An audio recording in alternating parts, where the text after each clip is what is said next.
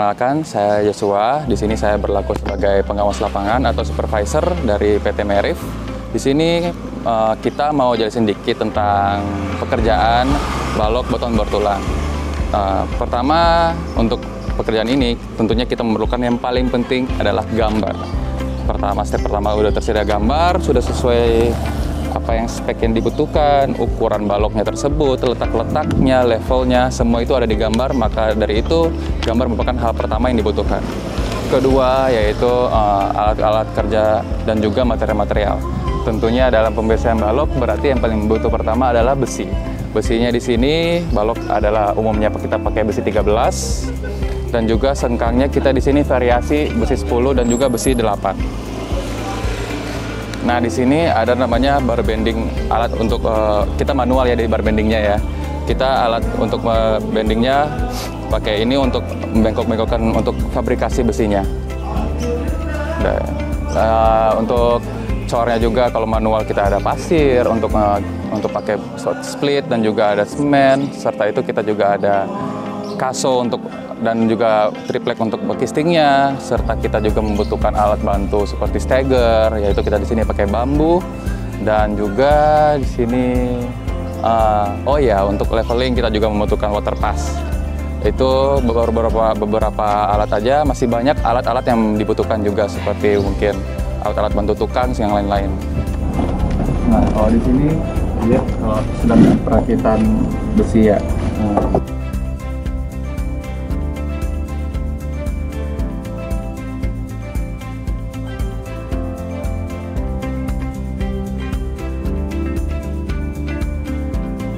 Sekarang kita mau bahas metode pemasangan balok.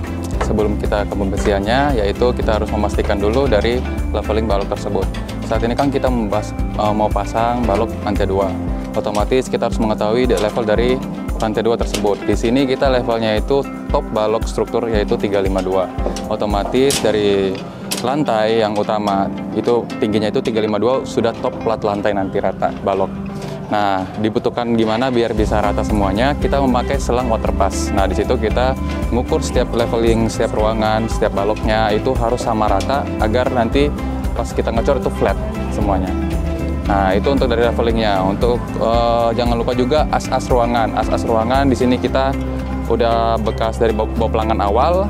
Kita terusin ke atas. Tentunya kita tetap ukur lagi dari as balok ke balok apakah sudah sesuai gambar apa belum. Nah, untuk tahap berikutnya, sekarang saya mau jelasin tentang pembersihannya. Pembersihannya kita mulai dari speknya dulu. Ini kita mulai dari sesuai gambar, itu besi 13, dan sengkangnya kita memakai besi 10 untuk tipe balok ini. Sengkangnya kita cara membendingnya itu mempunyai standar, yaitu beloknya ini paling minimal adalah 6D, yaitu 6 dikali dimensi dari sengkang tersebut. Misalnya ini besi 10, berarti 6 dikali 10, 6 cm berarti minimal dari ini adalah 6 cm. Untuk dari pembersihan sengkangnya juga hati-hati karena kan ada namanya tumpuan lapangan. Apa sih tumpuan lapangan itu? Tumpuan itu biasanya kata mudahnya itu yang identik dengan yang berdekatan dengan kolom. Yang bertemu dengan kolom itu adalah balok tumpuan, tempat tumpuannya. Pasti kan ada di sisi kanan, sisi kiri ada kolomnya, itulah disebut tumpuan. Nah, jarak di tumpuan itu, di tempat pertemuan itu adalah 1/4 dari lebar ruangan.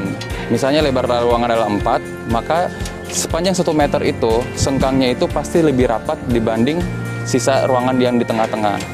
Tergantung dari desain, misalnya kayak di tumpuan, mengharuskan bahwa kita sengkangnya jarak 10 cm, maka 1 meter tersebut harus jarak 10 cm sengkangnya. Sisa untuk di tengah ruangan itu memakai 15 cm gitu.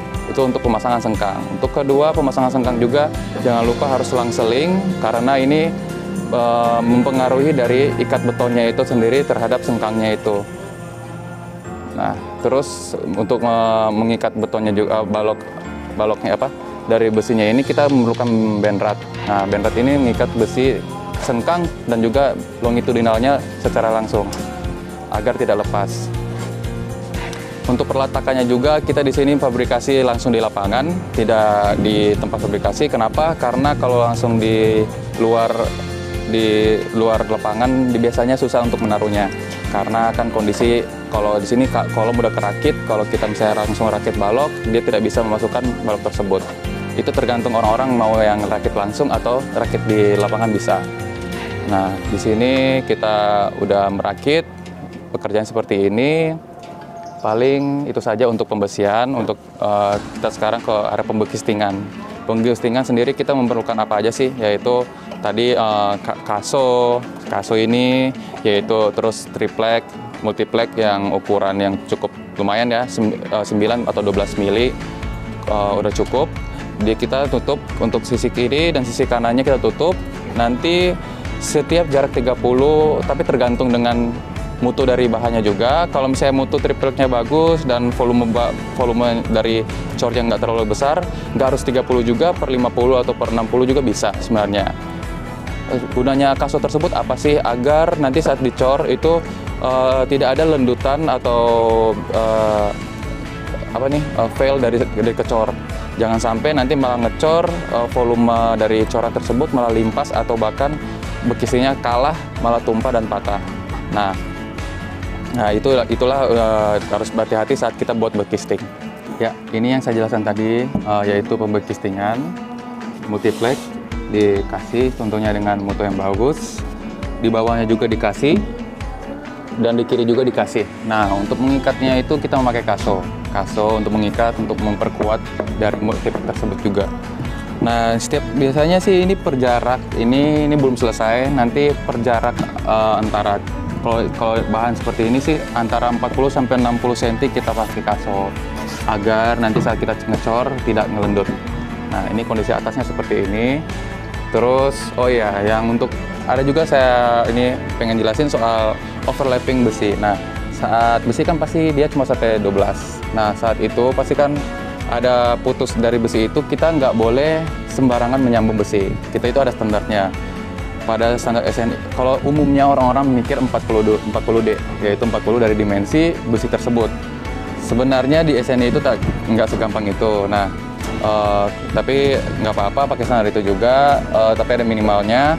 Misalnya di sini kita 40D, tapi saya tambahkan lagi pembulatan ke atas. Misalnya di sini kita pakai misalnya 40 dari 13, gitu.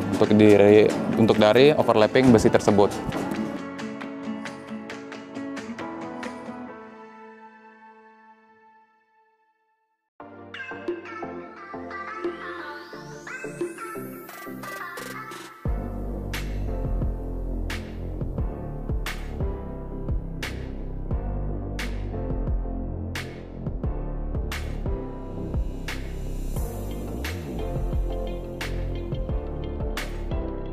Ya, jadi sekian dari penjelasan kami tentang pekerjaan balok beton bertulang di proyek ini. Kalau misalnya mau diskusi atau mau nanya-nanya bisa langsung di kolom komentar. Jangan lupa untuk like dan subscribe agar bisa bantu kami dalam subscriber. Terus kalau misalnya mau bangun proyek, tentunya jangan lupa hubungin sosmed kita atau ada email kita dan nomor kita. Ya, jangan lupa ya. Dah.